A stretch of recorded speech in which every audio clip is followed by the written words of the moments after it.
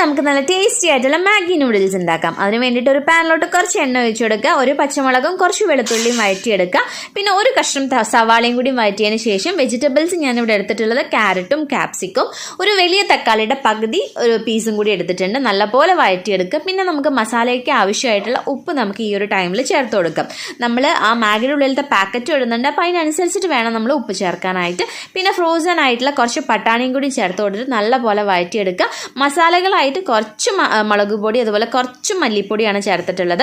പിന്നെ നമ്മൾ മാഗിയുടെ ഉള്ളിലത്തെ ആ മസാല ഉണ്ടല്ലോ, മാഗി മസാല, അത് ഞാനിവിടെ 2 പാക്കറ്റാണ് എടുത്തിട്ടുള്ളത് കേട്ടോ.